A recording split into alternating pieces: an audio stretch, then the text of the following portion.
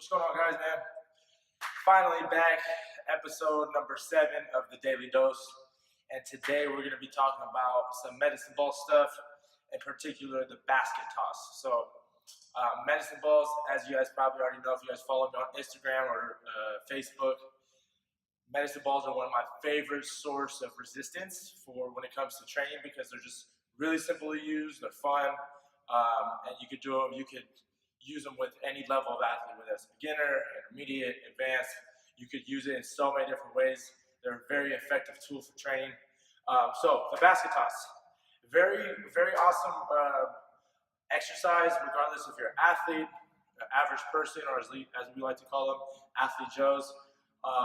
But regardless of what your level is, what you're trying to do, your goal, a lot of times this exercise can have some benefit in your somewhere along your workout program.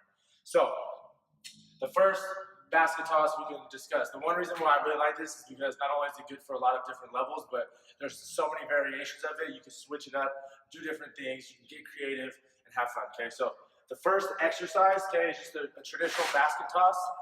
Traditional basket toss, just like I don't know why they call it that, maybe because it's like tossing a basket, I guess. But you want to start with a good base, okay?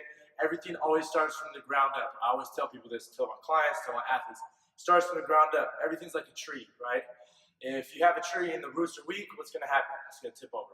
So your feet, your foundation has to be strong before you can do anything with your upper body, or else everything else is going to be off balance and out of whack, okay? So make sure your feet are set up shoulder width apart, okay? Grab medicine ball, whatever one you can handle, okay? This is a 14. The thing with the medicine balls is, what I'm looking for when it comes to these medicine balls is, I want you to be able to move it fast, right? I want you to move it fast and powerful. I tell my athletes, 110% effort on each rep. I need max effort on each rep. I don't want you just going through the motions, doing this deal, okay? Because that's going continuous like that. You're not focusing on the movement. You're not really engaging your core the way we want to, okay? So we really want max effort on each rep.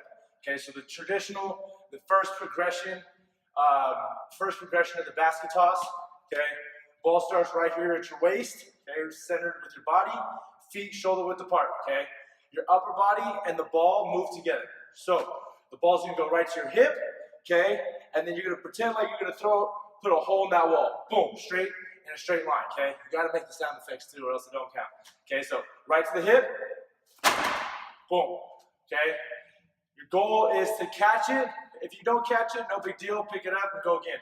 But the better you can catch it, one, the more consistent you're going to be with where you're hitting it and where the movement is consistent every time.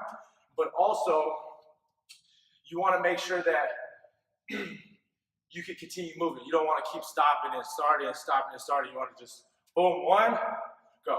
2, reset, go. Reset, go. Okay, so.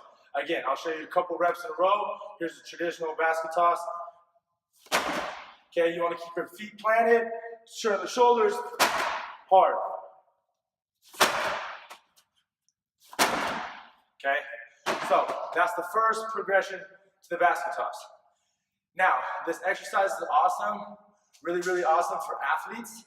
So, baseball players, any sport where you're doing a lot of hip rotation, which is usually most sports, but basketball, actually I wouldn't say basketball, I'd say baseball, golf, soccer's really good, wrestling, MMA, stuff like that. This is going to be an awesome exercise, and you can just make one adjustment that will incorporate the hips a little bit more, that rotation through the hips, because as an athlete, a lot of your power comes from your lower body. So if you're not using your lower body in sync with your upper body, then everything's going to your power production is going to be out of whack a little bit.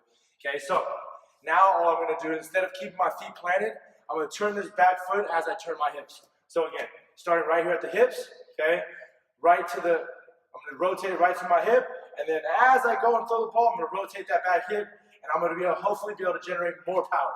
Okay, so hip, twist, hip, twist, hip, twist. Okay, so now you're just really working on driving off that back leg, getting those hips involved. Okay, so now the next progression up from there, okay, is a split squat basket toss. Now, this is one of my favorite exercises. One, because obviously I've already explained to you a lot of the reasons why I like the basket toss, but also it incorporates balance, okay, unilateral balance, so meaning one leg or one arm, and working on your feet and your hips. Your feet and your hips are what help you stabilize, what help you balance. So if you have weak feet or weak hips, this drill will be awesome for you and really help you develop that strength and balance. Because a lot of people tell me, oh, I have bad balance. Well, if you don't practice balance and coordination, you're probably never gonna have it. So it's good to work on this, okay? The big goal on this is one, you want that front foot flat on the floor. We call it a tripod, so your foot should have the two points at the top that should be touching the floor at all times. Big toe, pinky toe, and then your heel. Okay, so it's like a triangle, right? The back foot now you want on the ball of your foot. You don't want to be here because now you're going to externally rotate your hips, and you don't want it here because now you're going to internally rotate that back hip. You want everything to be facing straight ahead. You want to stay balanced, and again, maximum power each time. Rotate to the hip, toss. Rotate to the hip, toss. Now, every time you catch it, it even forces you again to catch your balance, be nice and strong. Okay, so one, boom. So really working on a lot of different stuff there. Another favorite, another really awesome drill. The next progression after that, okay, if you have some type of balance pad, whether it's you can use a sit-up, one of those sit-up pads for your back, which I don't use for sit-ups, by the way, neither should you, but I use them for balancing and stuff like that. Eric's pads are awesome. These things are expensive though. It's like $80 for one of these, okay?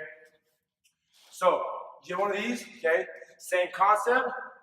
Foot goes down on the pad this time, okay? Now, this is, again, gonna reinforce that foot strength, that hip strength, keeping everything nice and strong. You wanna try to get this back knee low, okay? And keep that foot gripped to the pad. You don't want this front knee caving in at all.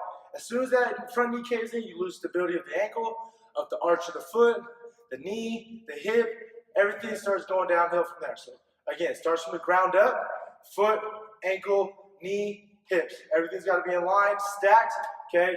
And again, rotate. Rotate. Okay? Now, take it a step further, again, okay, grab a kettlebell, grab an anchor, something, whatever, doesn't matter, dumbbell. Strap a really light band to it, okay? Doesn't have to be very heavy for this drill to be really effective. Okay, the higher you go up on the knee, the harder it becomes. You can do it at the ankle to reinforce the feet more.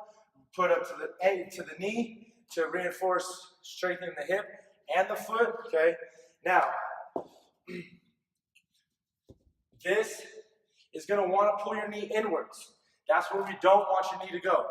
So it forces you to be strong with that knee, strong with everything else.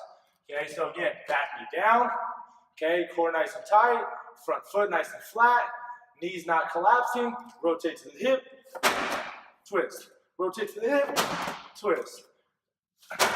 Boom. Cool. And here's another one I just thought of. A very simple way to do that drill, to focus on a little bit more core. Go to a single leg, to a half kneeling position. Same concept, right? Now it's more upper body, more core, more hips. So check those out. Let me know how you like them. If you have any questions, please reach out to me. I love helping you guys out.